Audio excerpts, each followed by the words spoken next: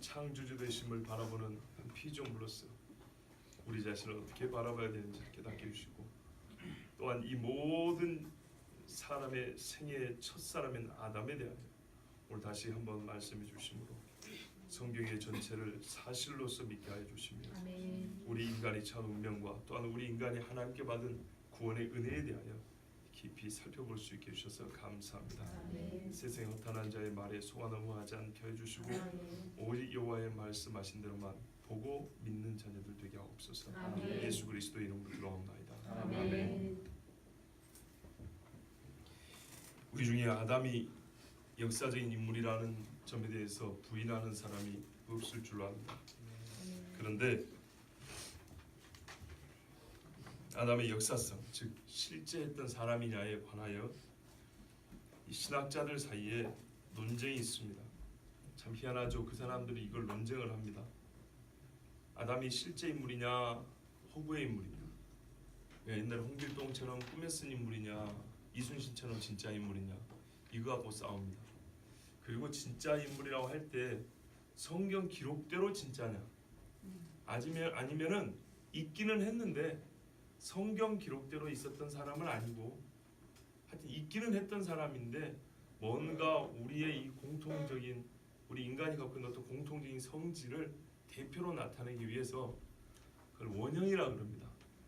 그러니까는 인류 역사 초창기 살았던 사람은 맞는데 어떤 한 사람을 특정해서 우리가 갖고 있는 어떤 공통적인 성질, 쉽게 말하면 죄의 성질을 그도 갖고 있었다.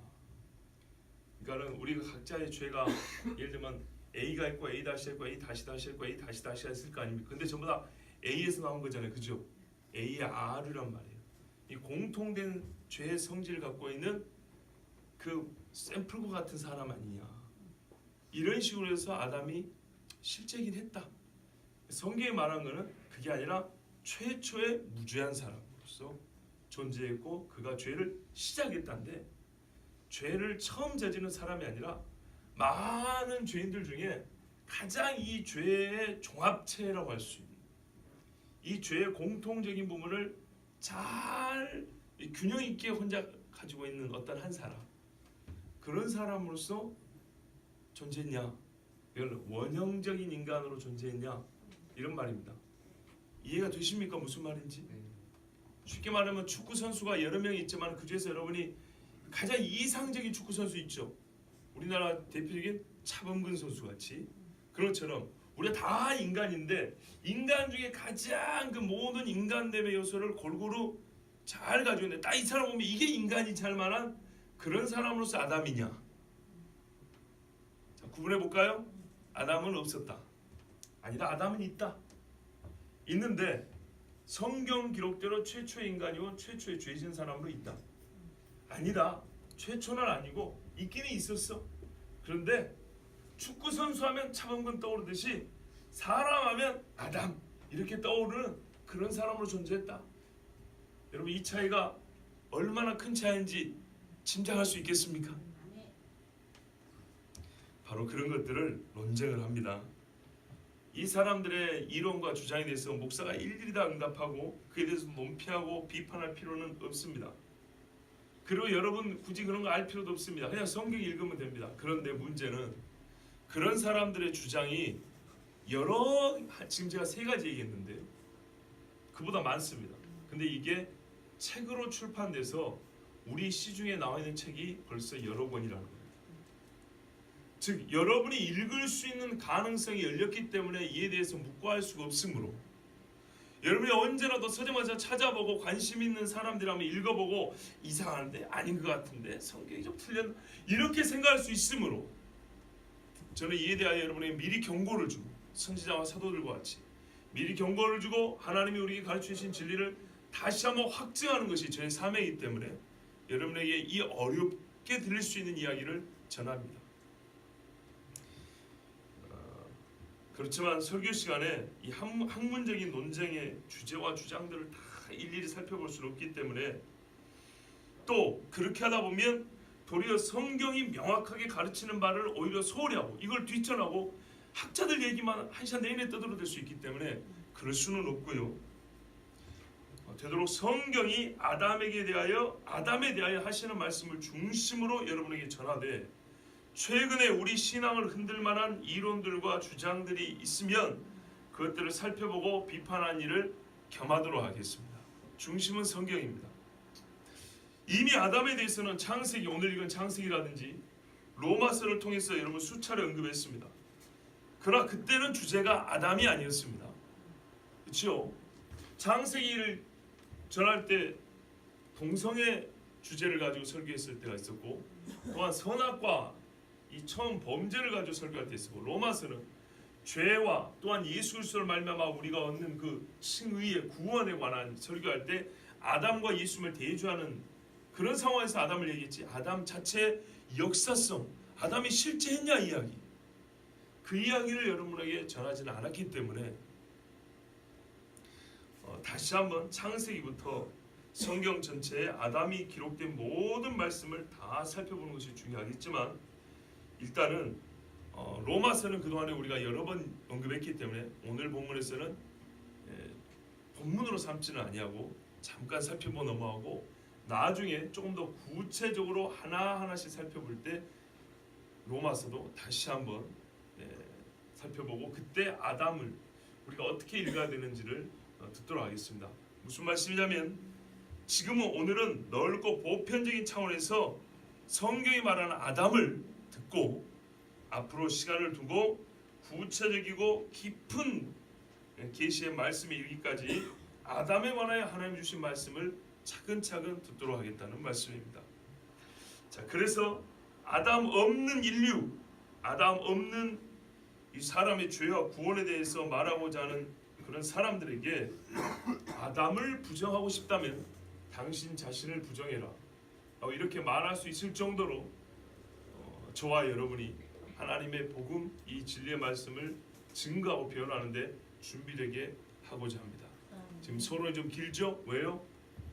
오늘로 끝날 게 아니고 앞으로 몇 차례 더 설교할 것이기 때문입니다. 작년에 우리가 여호와의 의로우심 5번 설교했죠. 참 중요했습니다. 하나님에 대하여 명확하고 분명하고 바른 시각과 관점, 그리고 신앙을 갖게 했습니다. 아담, 하나님이 처음 만든 사람입니다. 이 사람에 대해서 어떻게 보느냐에 따라서 마지막 아담인 예수님, 그리고 우리 사람인 나 자신을 어떻게 보는가의 관점도 많이 달라집니다. 자, 먼저 창세기 1장 말씀을 보시면 너무 길 것 같아서 1장 26절만 봤는데요, 27절부터 29절까지 계속 보면 이렇게 기록이 되어 있죠.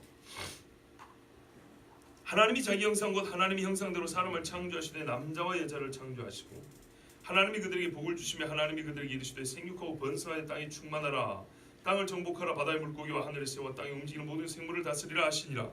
하나님이 이르시되 내가 온 지면에 심있는 모든 채소와 씨 가진 열매 맺는 모든 나무를 너희에게 주노니 너희의 먹을거리가 되리라, 이렇게 말씀했습니다. 여기에 사람의 기원이 있습니다. 본질이 있습니다. 사람은 하나님이 만드는 존재고 피조물입니다. 그러나 하나님의 형상입니다. 그 어떤 피조물보다 위엄있고 장엄하고 능력있고 아름다운 존재가 사람입니다. 그리고 하나님과 교제하게 만들었습니다. 하나님의 형상이 붙은 피조물은 하나도 없습니다.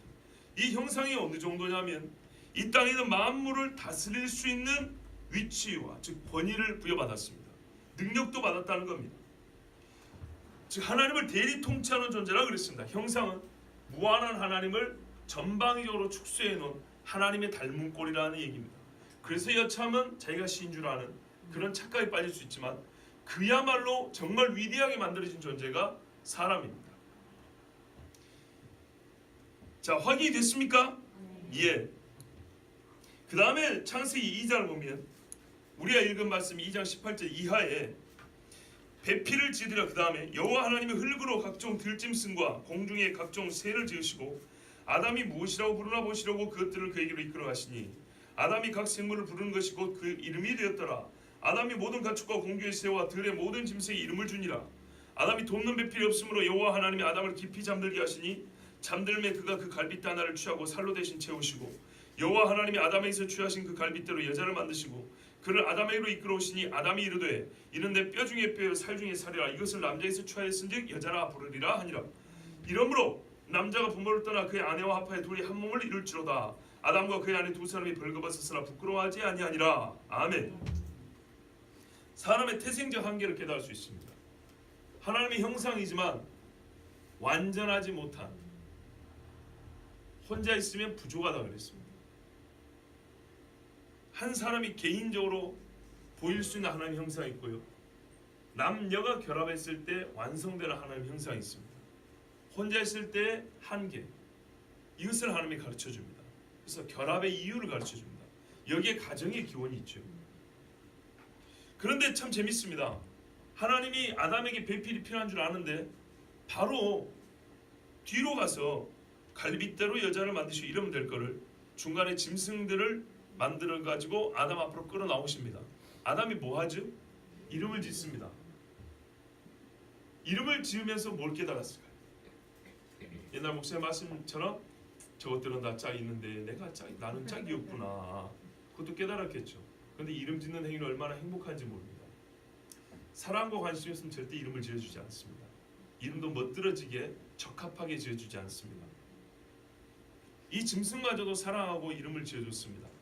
생태적으로 가장 어울리는, 본성과 능력이 가장 적합한 이름을 지어줬습니다. 돕는 배필이 필요한 줄 알고 짐승을 지어서 이름을 짓고, 다시 반복이 됩니다. 돕는 배필을 지으라고 아담과 비슷한 사람을 만들었는데 여자라 이름을 불러줬습니다. 여기 계신 여성분들의 이름이 뭐라고요? 여자입니다. 여자. 하와가 아닌가요? 하와는 나중에 죄 짓고 난 다음에 하나님이 다시 언약을 주었을 때 언약적 이름입니다. 본래 최초의 이 여성성을 가진 사람의 이름은 여자입니다. 처음의 사람은요, 아담이죠. 그냥 사람입니다. 말 그대로 사람입니다. 그리고 아담이란 말은 흙이란 뜻이죠. 흙입니다. 흙이요 사람이란 뜻입니다. 여자는요 똑같이 사람이란 뜻입니다. 사람인데 어떻게 다르냐? 이샤와 이슈 차이, 이슈와 이샤 차이입니다. 발음이 자꾸 지금 입이 말랐네요. 새는데요. 이슈 이샤 차이입니다. 토시만 다릅니다. 쉽게 말하면 남자의 성기를 가진 사람, 여자의 성기를 가진 사람, 성구별이 있지 사람이라는 말은 똑같은 의미입니다. 아시겠죠? 그래서 성경에는요, 잘 들어보세요. 동등하나 동일하지 않는 두 사람을 말합니다. 동등하나 동일하지 않은 두 사람. 어떻게 이름을 불러줬다고요? 짐승을 보니까 이 짐승들의 이름을 지을 때 성구별이 있는데 그렇다고 존재가 다른 건 아니에요. 하나님은 이런 식으로 지어줄 거거든요. 그런데 이 성구별이 있어야 완전한 돕는 배필이 되거든요. 이름 짓는 즐거움이 있고 사랑의 표현이 있고, 이런 다음에 여자를 만들어서 데리고 오니까, 똑같이 하나님이 데리고 오니까 뭐라고 그래요? 최상의 이름을 지어준 거예요. 당신하고 나하고 똑같다. 똑같은데 차이가 나 있다고. 그래서 여자라고 불렀어요. 멋지죠? 여기에 남성 월사상이나 여권주의라는 말은 불필요합니다. 이 세상 사람들이 다 만든 겁니다. 성경과 다릅니다. 성경을 따른다면 남존 여비는 없고요, 페미니즘도 없습니다. 여권주의라는 말이죠. 페미니즘 한국말로 번역하면 그런 게 없습니다. 가족의 기원뿐만 아니라 가정의 올바른 형태가 여기 있습니다. 제가 지금 무슨 말 하려는지 아시겠죠? 남녀의 결합으로 말미암은 가정의 올바른 형태가 여기에 있습니다. 실로 사람은 바로 이 말씀대로 수천 년을 살아왔습니다. 아무 문제도 못 느꼈고요, 정말 즐겁고 행복했습니다. 누가 이 가정을 깰까 노심초사했지. 그것이 진리고 이치였습니다. 그리고 가족의 형성과 동시에 남녀 관계에 대한 원초적인 가르침이 여기에 있습니다. 남녀는 성적 결합만 위해 존재하는 것이 아니라 가정을 위해서죠. 보세요. 남자가 부모를 떠나 그의 아내와 합하여 둘이 한 몸을 이룰지로다. 여기 하나님의 창조의 신비가 있고요, 사랑의 신비가 있고, 또 여기에 하나님 주시는 최상의 아름다움, 사람의 아름다움, 그리고 즐거움의 조화, 아름다움과 즐거움이 조화를 이루는 그런 삶이 여기에 있습니다. 어떤 건 즐겁지만 아름답지 않은 게 있고, 어떤 건 아름답지만 굉장히 지루한 게 있죠. 그런데 바로 여기에 최상의 아름다움과 즐거움의 조화가 있습니다. 두 사람이 벌거벗었으나 부끄러워하지 아니하니라. 여러분 살면서 벌거벗고 부끄럽지 않은 경우 있습니까? 최고로 부끄러운 경우죠.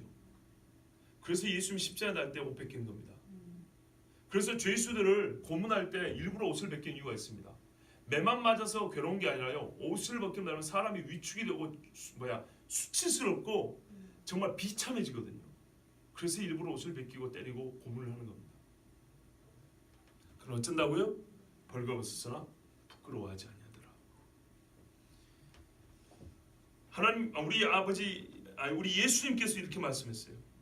창조 때로부터 사람을 남자와 여자로 지으셨으니 이러므로 사람이 그 부모를 떠나서 그 둘이 한 몸이 될지니라. 이러한즉 이제 둘이 아니요 한 몸이니 그러므로 하나님이 짝지어 주신 것을 사람이 나누지 못할지니라 하시더라. 그랬어요.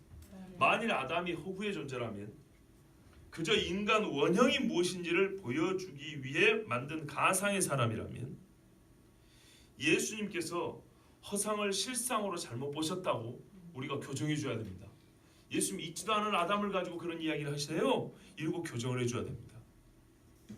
그러나 예수님은 한 번도 사실과 허구를 구분하지 않고 허구를 실제인 것처럼 가정하여 교훈한 적이 없습니다. 여러분 사람과 짐승의 관계도 봐보세요. 우리 창세기 1, 2장을 통해서 사람이 다스리고 짐승은 다스림을 받습니다. 이름은 상위 권위자가 하위 권위자에게 주는 것이고, 이름은 먼저 태어난 자가 늦게 태어난 자에게 주는 것입니다. 먼저 있는 자가 나중에 있는 자에게 주는 것입니다. 이 세상은 사람과 짐승을 동급으로 놓지 못해 안달입니다. 요즘에 나온 책들이나 이론들이나 다 그래요. 요즘에 교양 강좌도 들어보세요. 대학교 와서 우리 청년들 듣는 이야기를 한번 생각해 보세요. 그런데 만일 아담을 허구의 존재나 진화에 의한 최초의 인간 정도로 격화시키면 어떻게 되는지 아십니까? 여러분이나 저는요, 지능이 조금 더 높아서 짐승을 지배하는 또 다른 짐승에 불과합니다. 아담이 허구가 되어버리면 우리는 짐승 중에 머리가 좀 좋은 짐승으로 끝나버린다 이 말입니다. 사도행전 17장 본문 우리 한번 보겠습니다. 17장 26절입니다.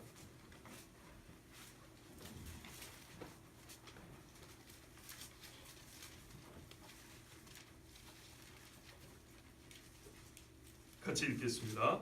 신약 218쪽쯤에 있습니다. 인류의 모든 족속을 한 혈통으로 만드사 온 땅에 살게 하시고 그들의 연대를 정하시며 거주의 경계를 한정하셨으니 아멘. 아까 제가 진화론에 따른 최초의 인간, 그러면 우리는 짐승이 된다 그랬습니다. 이 말씀도 보세요. 성경은 다원 발생설을 말하지 않습니다. 자, 우리 청년들, 특별히 여전히 공부하고 있는 청년들은 잘 들어야 돼요. 다원 발생설은 뭐냐면 인간의 뿌리가 여러 개라는 얘기입니다. 아시겠어요? 아담이 만약에 허구의 존재가 되면 지금 이 수많은 피부색이 다르고 혈액형이 다르고, 사실은 뭐 한 인간과 똑같은데요, 교배가 되면 한 종입니다.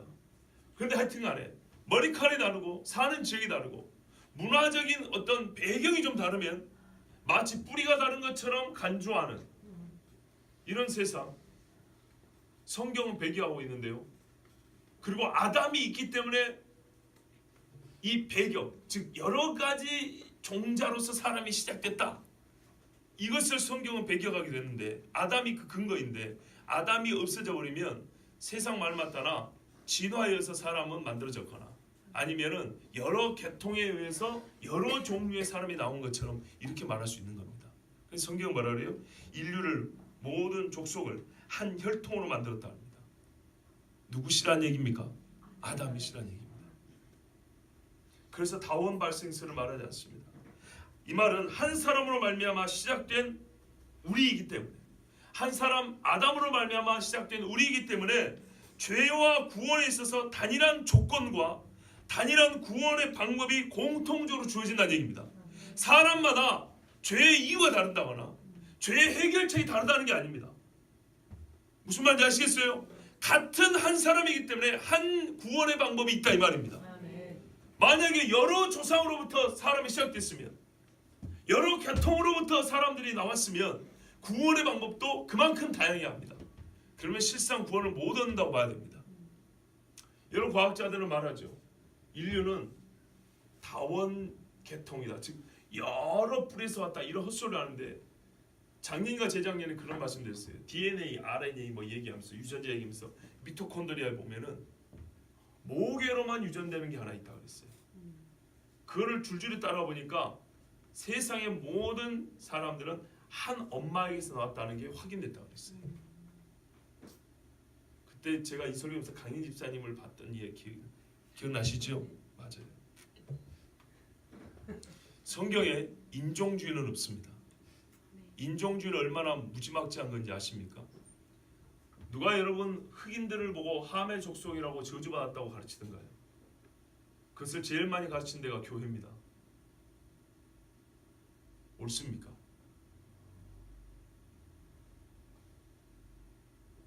가나안은 저주를 받아 그랬지 함의 족속이 다 저주받았답니까? 왜 그런 얘기를 할까요? 그래야 내가 우월해지거든요. 사람 위에 사람 없고 사람 아래 사람 없습니다.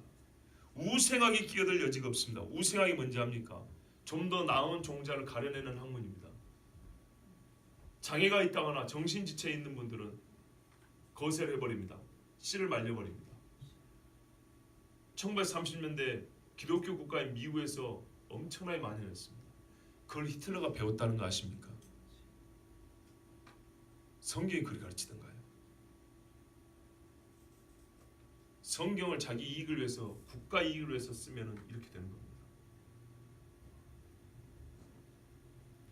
그 사람들을 독일에서도요, 유대인만 죽인 게 아니라 자국민도 얼마나 많이 죽였는지 모릅니다.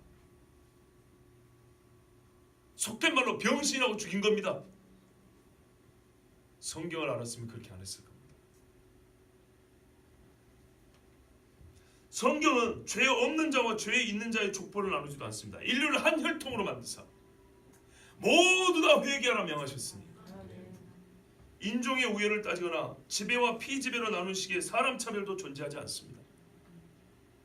그러나 아담은 실제하지 않으나 현재의 죄와 고통을 설명하기 위해 설정한 가상의 사람이거나 죄인의 원형적 상태를 묘사하는 어떤 인간, 한 인간, 최초의 사람이 아니라 어떤 인간, 한 사람의 인간으로 그렇게 믿는다면, 여러분 우리가 어떻게 되냐?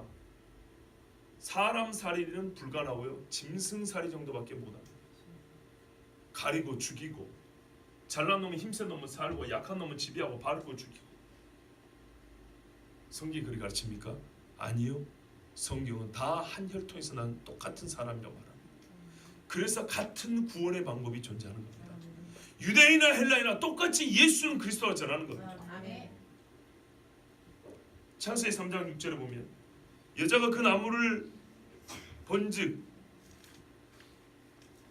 지혜롭게 하고 보암직도, 먹은직도 하고 보암직도 하고 지혜롭게 할 만큼 탐스럽기도 한 나무인지라. 여자가 그 열매를 따먹고 자기와 함께 있는 남편을 주며 그도 먹은지라. 만일 이 일이 일어나지 않았다면 사람을 정의하는 호칭 중에 하나인 죄인이라는 말도 있지 않았을 겁니다. 죄인이라는 것은 호칭에서 하나의 개념입니다. 죄수라는 개념이 있고, 그렇죠? 시민이라는 개념이 있고, 모범시민이라는 개념이 있는 것처럼 죄인은 또 하나의 인간의 어떤 특정 상태를 표현하는 개념입니다.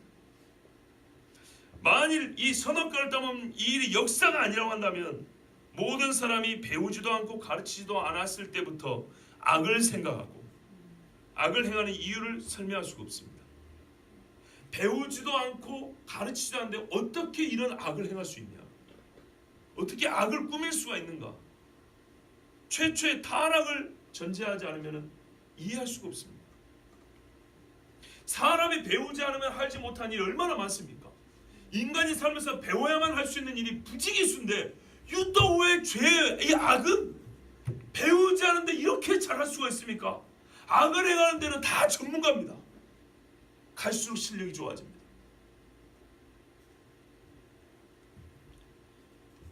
거꾸로 왜 사람이 교육하고 가르치고 힘을 다하여 연마할 때야 겨우 선을 행하고, 선을 행하는 것은 학교를 세우고 가르쳐야 되는지, 의를 원하는지, 그러니까는 막 다그치고 가르쳐야 조금의 의라도 행하기를 원하는지 적절한 답을 찾을 수가 없습니다. 오직 이 선악과를 따먹은 최초의 타락 사건이 진짜일 때에야, 즉 아담과 하와가 실존 인물 때에야 지금 인간 세상을 설명할 구조적인 타당성을 가진 이야기를 가지게 됩니다. 구조적인 타당성이란 말이 좀 낯설죠. 무슨 말이냐면 뭐 제가 말하는 말이기도 합니다. 단순히 어떤 한 인간의, 들어보면 이해가 될 거예요. 어떤 한 사람의 일탈한 범죄가 있다고 쳐요. 그 한 사람의 범죄 행위를 설명할 수 있는 배경적인 사건이나 근거를 말하는 것이 아닙니다. 서울 동부지법의 김모 판사가 2010년도에 한 여학생을 이렇게 했어요. 고등학교 다니는 여학생을. 그리고 그 여학생한테 너는 나를 따라하라 그랬어요. 이 애가 도둑질을 여러 번 했거든요. 남의 오토바이 타고 막 훔쳐고 돌아다니고 비행 청소년이에요. 뭐라 그러냐면, 나는 뭐라 그랬더라? 저도 정확히 문구를 기억 안 나요. 나는 훌륭한 사람이다. 나는 정말 가치 있는 사람이다. 나는 세상에 혼자 있지 않다. 그러면서 상당히 그 아이의 이 뭐랄까는 자존감을 알죠. 잘못된 자존감은 큰 문제입니다. 그런데요, 이 아이에게는 자존감이 필요했던 상황이었어요. 그러면서 뭐라고 말하냐면, 이 보호 처분을 내리거나 이 소년에 넣어야 되는데 그러지 않고 너에게 내릴 벌은 이거밖에 없다. 내 말을 따라하는 이것이 너에게 내릴 벌이다. 그래서 같이 울고 걔를 집으로 돌아가게 했어요. 이 앞에까지 와서 막 격려를 해줬어요. 왜 그러냐? 이 아이는 전교의 몇 등 안에 들 정도로 뛰어난 아이였어요. 근데 아마 남자애들이 집단 폭행이라는 게 집단 성폭행을 당한 거예요. 그러고 나서 이왕 이렇게 된 거 될 대로 더라고 이러고 살아버린 거예요. 누가 이 애를 이렇게 만들었냐? 그 큰 상처를 누가 위로해주고 누가 보듬어줬냐고. 이 고통을 위로받지도 못하고 해소하지도 못하고 싸매지도 못해서, 에이 그래 이 더러운 놈 세상, 나도 그래 한번 저 집을 살, 그래 된 거라. 그래서 너에게 내릴 처분은 이 쇠창살이 아니라 정말 아름답고 존귀한 너를 스스로 무가치하고 더럽게 여겨버린 내 스스로 네가 가진 그 생각을 내가 바꿔줄 수 있는, 내가 이 벌을 내린다. 내 말을 따라해라. 너는 그렇게 하찮은 사람이 아니고, 너는 지금 이 나이에 인생을 포기해도 좋은 사람이 아니다. 넌 다시 시작해야 한다. 그리고 엉엉 울고 이 아이는 다시 시작해 됐어. 마치 이런 것처럼 이 한 아이의 범죄 행위에 대하여 왜 얘가 이렇게 됐을까라는 그런 배경적인 사건이나 근거를 말하는 것이 아니라, 아담의 타락이라는 것은 전 인류의 죄악성에 대한 근거, 온 세상의 사악함에 대하여 전체를 하나의 구조적 틀로 담아서 이해할 수 있도록 해주는 이야기를 말하는 겁니다. 미스터 롱빈 이해가 돼? 이해 잘 안 돼? 잠시 헛생각했죠? 그 법정 생각하고 있었지. 이제 거기서 헤어나와야 돼. 무슨 말이냐? 제가 지금 구조적 타당성을 얘기하려고 지금 여러분을 말씀드린 거예요. 이건 한 사람의 범죄나 행위에 대한 배경을 이해하는 정도가 아니라 구조를 말하는 거예요. 이 틀에 있는 사람은 다 그러는 거예요. 이 전세에 있는 사람들이 왜 이 모양인가? 왜 이렇게 죄를 좋아하는가? 왜 죄를 안 배워도 이렇게 잘 짓고 전문적으로 짓는가? 죄에 대해 무감각한가? 양심의 가치를 못 잊고 왜 죄로대로 갈수록 심해지는가에 대해서 이 전체를 이해하는 거대한 이야기, 아시겠죠? 그것이 바로 아담의 범죄 이야기라는 겁니다. 이 전체를 타당하게 이해할 수 있는 어떤 구조적 틀이라는 겁니다. 그런데 아담에게 빠져버리면 각자의 삶은 어떻게 배경을 이해할 수 있어도 전체로서의 인류의 이 죄악성에 대해서 설명할 수 있는 도구가 없어요. 로마서 5장 12절에 그러므로 한 사람으로 말미암아 죄가 세상에 들어오고 죄로 말미암아 사망이 들어왔나니 이와 같이 모든 사람이 죄를 지었으므로 사망이 모든 사람에게 이르렀느니라. 로마서 말씀 강의를 통해서 제가 자세히 전했기 때문에 다음에 이제 다시 전한다 했는데요. 창세기의 인류 타락 사건의 의미를 가장 잘 설명해주고 있고, 죄인이 처한 사망의 얽매임에 대하여 로마서는 타협의 여지가 없는 주장을 하고 있습니다. 한 사람의 죄로 말미암아 사망이 이 세상에 들어와서 모든 세상에 있는 사람에게 사망이 왕노를 하고 있다는 겁니다. 이게 5장 16절에서 19절까지 말씀입니다. 보세요. 또 이 선물을 한 범죄한 한 사람으로 말미암은 것과 같지 아니하니 심판은 한 사람으로 말미암아 정죄에 이르렀으나, 이 대조를 보세요. 은사는 많은 범죄로 말미암아 의롭다 하심에 이르름이니라. 17절 한 사람의 범죄로 말미암아 사망이 그 한 사람을 통하여 왕노를 하였나니, 사망이 왕노를 하였은즉 더욱 은혜와 의의 선물을 넘치게 받는 자들은 한 분 예수 그리스도를 통하여 생명 안에서 왕노를 하리로다. 그런즉 한 범죄로 많은 사람이 정죄에 이른 것 같이 한 의로운 행위로 말미암아 많은 사람이 의롭다 하심을 받아 생명에 이르렀느니라. 한 사람이 순종하지 아니함으로 많은 사람이 죄 있는 것 같이 한 사람이 순종하심으로 많은 사람이 의인이 되리라. 아멘. 이 대조를 보세요. 한쪽이 거짓말이면 한쪽도 거짓말이에요. 아담이 실존하지 않은 예수님의 실존과 예수님의 구원도 거짓말인 거예요. 그리고 이렇게 많이 반복을 해놨어요. 이게 가생의 이야기를 가지고 이렇게 말할 수 있습니까? 바로 이 부분, 우리의 죄인됨과 구원에 관한 이야기가 오늘 설교의 마지막 주제입니다. 고린도서 15장 20절에서 22절 말씀입니다. 그러나 이제 그리스도께서 죽은 자 가운데서 다시 살아나사 잠자는 자들의 첫 열매가 되셨도다. 사망이 한 사람으로 말미암았으니 죽은 자의 부활도 한 사람으로 말미암는도다. 아담 안에서 모든 사람이 죽은 것 같이 그리스도 안에서 모든 사람이 삶을 얻으리라. 아멘. 우리 부활에 대하여도 아담이 없었다면 어째요 우리가 그리스도 안에서 부활할 수 있는지 그 근거와 타당성을 이해할 수가 없었을 것입니다.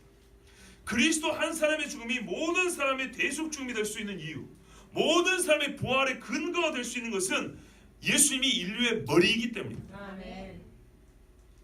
이 인류의 머리 되심을 다르게 표현할 때 말하면 둘째 아담이라고 말합니다. 아니, 둘째 사람이라고 말합니다. 마지막 아담이라고 말합니다. 아시겠습니까? 성경에서 인류의 대표성을 말할 때, 예수님의 대표성을 말할 때 말하면 마지막 아담이라고 그런다고요. 그리고 둘째 사람이라고 그런다고요. 아담과 예수님 사이에 살았다 죽은 사람이 몇 명인데 왜 두 번째 사람이냐는 거죠. 이해가 되십니까? 그 많은 사람의 머리를 카운트하는 게 아니라 그 사람의 존재의 의미를 말하는 겁니다. 아담이 첫 번째 사람의 의미를 가진 것과 같이 예수님 이후의 세대 사람들에게 뭐랄까요? 그 다음 세대 시작점이 됐다는 얘기입니다. 아시겠죠? 그래서 둘째 사람, 마지막 아담이라고 부른 겁니다.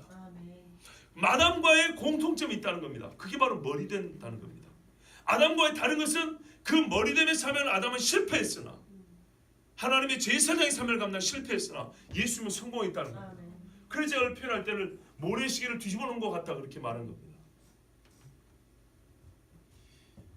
만일 아담의 인류의 머리로서의 타락이 없었다면 사망이 한 사람으로 말미암아 들어오지도 않았을 것입니다.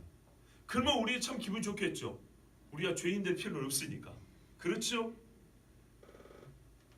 그러나 여러분, 반면에요, 제가 로마서 강의 때 말씀드렸어요. 그걸 부인하면 우리가 구원할 방법도 없어요. 예수님하고 여러분은 뭔 상관입니까? 단도직입적으로 말해서 그분이 죽었지 내가 죽었습니까? 그분이 십자가에 죽었지 내가 죽었냐고요. 왜 그분의 죽음이 내 죽음이 되냐 이 말이죠. 그렇죠? 아담이 억울하면 구원도 얻지 마세요. 왜 아담이 죄 지었지 내가 죄 지었냐고. 물론 우리는 실제적으로 죄를 짓고 살아요. 근데 원인적으로 볼 때 아담이 죄를 지었지 내가 죄를 지었어? 그래요? 그러면 예수가 죽었지 당신이 죽었냐고. 아시겠습니까? 아담 때문에 억울하다는 사람은 예수 때문에 구원 얻을 길도 못 찾는 사람이에요. 죄인인 내가 스스로 죄값을 치러야 된다는 얘기입니다. 죄를 지고 하나님의 심판대 앞에 설 용기 있는 사람이 있다면, 자기 죄를 스스로 씻고 그 값을 치를 수 있는 의로운 자가 있다면 아담의 역사성을 부인하십시오.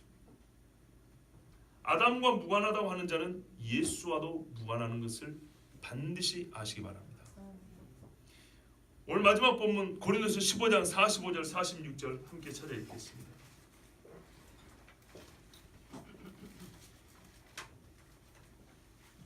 이 설교는 여러분에게만 하는 것이 아니라 아담의 역사성을 부정하는 수많은 신학자와 또는 의심하는 성도들 위하여 하는 것입니다. 들을 수 있든지 들을 수 없든지 저는 성경을 부정하는 이 세대를 향하여 지금 말씀을 전하고 있습니다. 15장 45절 46절 같이 읽습니다.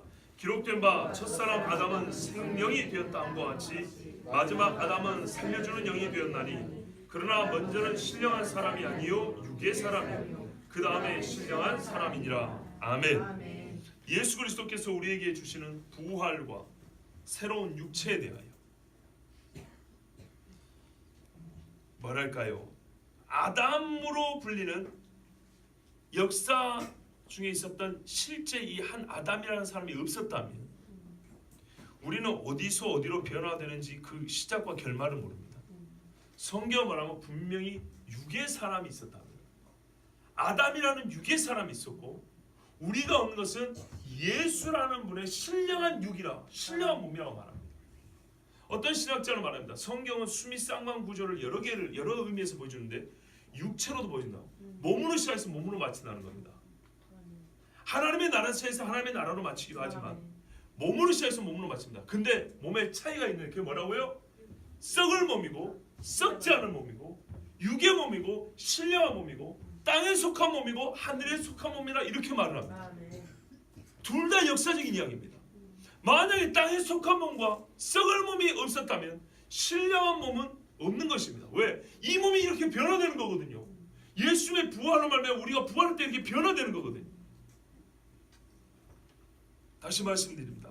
첫사람 아담이 없었다면 예수님이 우리에게 주시는 부활할 때 그 새로운 육체가 어디서 시작해서 어디로 변화되는지 변화의 시작점과 그 마지막이 어딘지 우리는 알 수가 없습니다.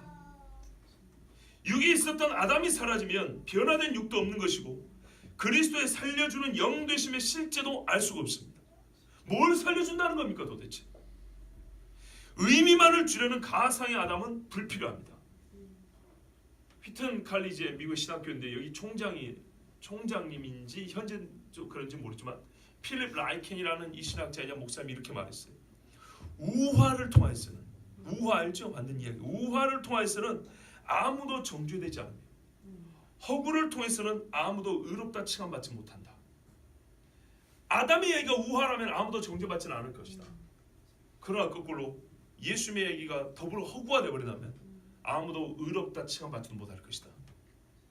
어쩌라는 얘기예요? 아담의 실존을 믿으라 이 말입니다. 그래야 예수님이 주시는 구원의 실체도 있다 이 말입니다. 종합해서 여러분이 이렇게 말씀드릴 수 있습니다. 성경은 비유와 은유를 사실과 구별하여 쓸 줄 아는 사람이 쓴 글입니다. 비유와 은유, 뭐뭐 같구나, 뭐뭐처럼 보이는구나. 우리가 중학교 때 배운 것처럼 내 마음은 호수요 같은 이런 문학적 은유, 이런 것과 분명한 사실, 뉴스에 나온 것처럼 오늘 아침 몇 시 몇 분에 무슨 대로에서 사고가 났습니다. 이런 것처럼 비유와 은유를 사실과 명확하게 구별하여 쓸 줄 아는 사람이 쓴 글이라는 얘기입니다. 성경은 역사와 허구를 읽는 이로 하여금 읽는 족족 구별할 수 있도록 말할 줄 아는 하나님의 영이 쓰신 말씀입니다. 요담, 기드온의 아들 요담이 있습니다. 그리고 여룻바알이 있었어요. 근데 이 여룻바알이 지가 왕이 되겠다 그랬어요. 세겜에 가가지고 왕이 됐다니까 또 다른 아들 요담이 와가지고 하나의 우화를 만들어서 이 사람을 비꼬았어요. 그 이야기가 뭐냐면 하루는 나무들이 나가서 기름을 부어 자신들 위해 왕으로 삼으려 하여 감람나무에게 이르되, 감람나무는 좋은 나무잖아요. 기름 나는 나무. 너는 우리의 왕이 되라 하며 감람나무가 그들에게 이르되 내게 있는 나의 기름은 하나님과 사람을 영화롭게 하나니 내가 어찌 그것을 버리고 가서 나무들 위에 우쭐대리요 한지라. 감람나무 같은 훌륭한 나무도 나는 하나님을 위하여 존재하고 사람들에게 유익을 위하여 존재하는 나무인데 내가 어찌 왕 노릇이나 하겠냐 이러고 사양했다는 얘기입니다. 만든 이야기입니다. 가치 없는 사람이 왕이 되려고 하니까 비꼬아서 만든 얘기예요. 나무들이 또 무화과 나무에게 돼. 이건 열매를 주죠. 네. 너는 와서 우리의 왕이 되라 하며 무화과 나무가 그들에게 이르되 나의 단 것과 나의 아름다운 열매를 내가 어찌 버리고 나의 정말 이 훌륭한 사명이 있는데 이걸 어찌 버리고 가서 나무들 위에 우쭐대리어 한지라. 나무들이 또 포도나무에게 이르되 포도나무야 뭐 두말하면 잔소리죠. 너는 와서 우리의 왕이 되라 하며 포도나무가 그들에게 이르되 하나님과 사람을 기쁘게 하는 내 포도주를 내가 어찌 버리고 와서 나무들 위에 우쭐대리어 한지라. 그런데 그 다음에 뭔지 아십니까? 가시나무가 지가 왕이 되겠다는 거예요. 가시나무가 자천하여 내가 왕이 되겠다 하니 이 어찌 두고 볼 수 있으리요? 이런 이야기는 우화요 비유죠. 그죠? 충분히 여러분 읽는 족적으로 이해가 된다니까요. 이런 비유와 은유는 사실을 빗대서 하니 물론 사실이 따로 있지만 빗대서 하는 이야기는 우리는 다 합니다. 근데 아담의 이야기는요 무엇을 빗대서 한 얘기가 아니라 이 말입니다. 예수님께서 유대인들에게 씨와 토질의 비유를 말씀하셨습니다. 물론 어떤 실제를 반영합니다. 그죠? 이 여러 가지 가시밭과 같고 돌짝밭 같은 사람의 심령을 비유로 실제 그런 심령을 가진 사람들 얘기지만 그 이야기 자체는 이야기라 이 말입니다. 누구를 대놓고 당신은 돌짝밭이야, 당신은 가시밭이야 이렇게 말하는 건 아니란 얘기죠. 예수님의 이 비유를 실제를 반영하거나 역사적 사건을 말하는 것 물론 실제를 반영하지만 그 자체가 사실은 아니라는 거 우리가 다 안다는 얘기입니다. 또 성경은 영의 세계에서 일어난 일과 물리적 세계에서 일어난 육체들의 사건의 차이를 분명하게 인식할 수 있게끔 서술해놨습니다. 무슨 말이냐? 내가 환상으로 본 것과 내가 생시에 본 것의 차이를 분명하게 인식할 수 있도록 해놨다고. 예를 들면 여러분 우리가 잘 아는 말씀 중에 에스겔 1장에 보면 보좌를 본 이야기가 나오죠.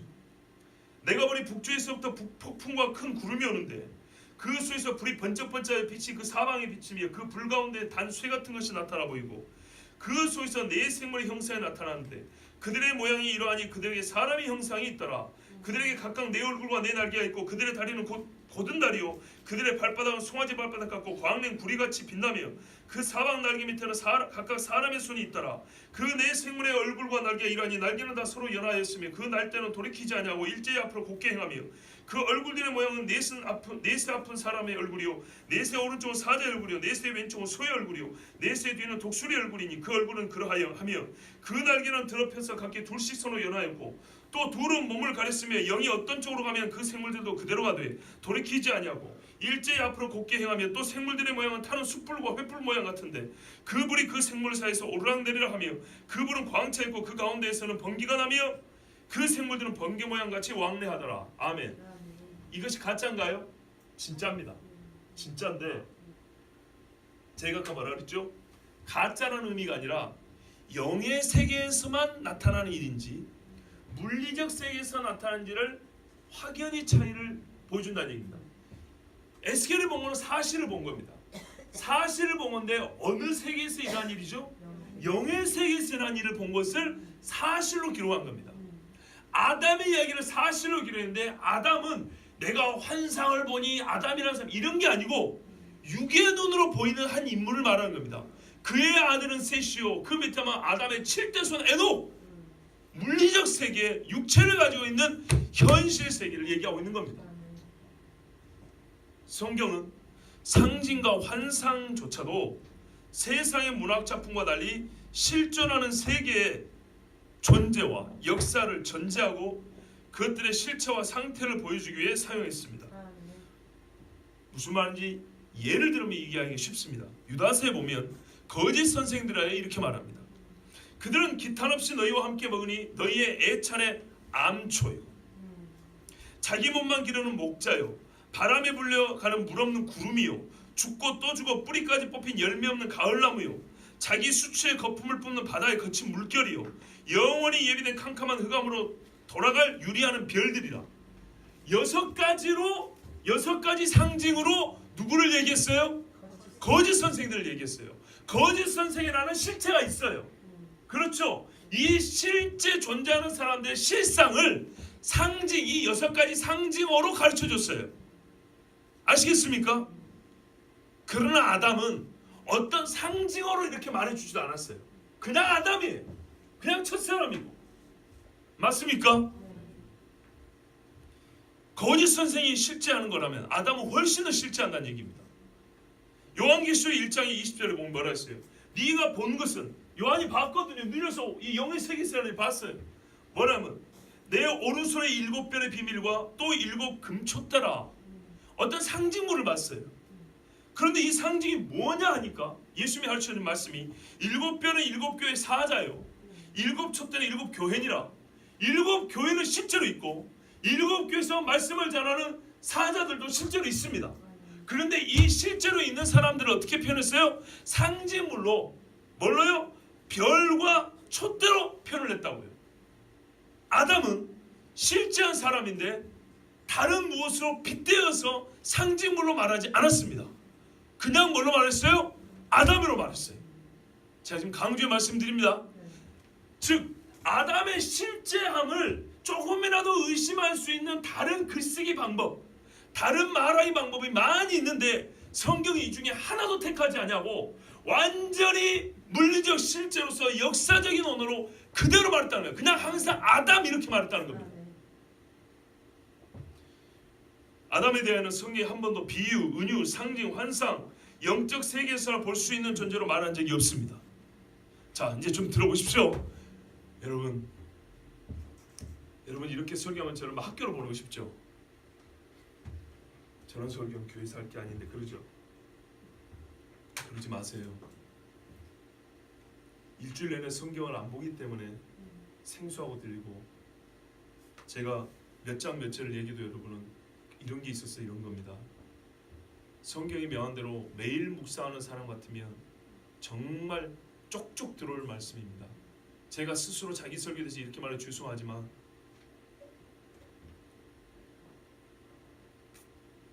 평상시에 성경을 많이 보십시오. 다시 말씀드립니다. 아담에 대하여는 성경이 한 번도 비유나 은유나 상징이나 환상이나 영적 세계에서나 볼 수 있는 존재로 말한 적이 없습니다.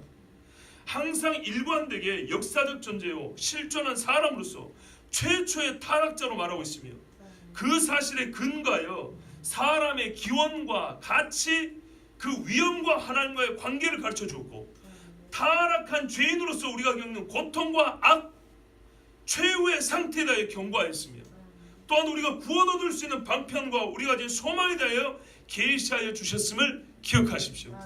제가 지금 설교한 거 지금 요약입니다.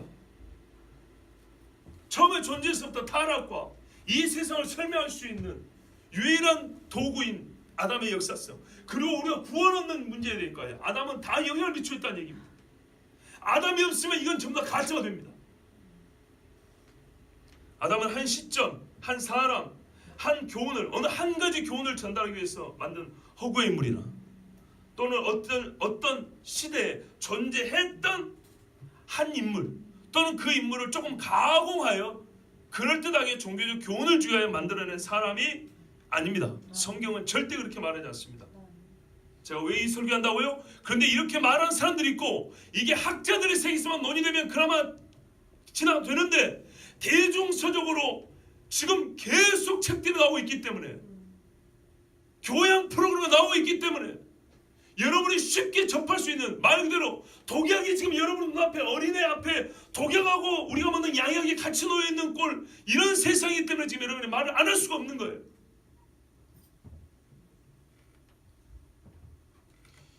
이 시대 사람들이 성경의 첫 가르침부터 마지막 계시까지 온전히 믿지 않으므로 만들어낸 학설과 이론일 뿐이지, 성경은 아담은 분명히 실존한 최초의 사람이라고 말하고 있습니다.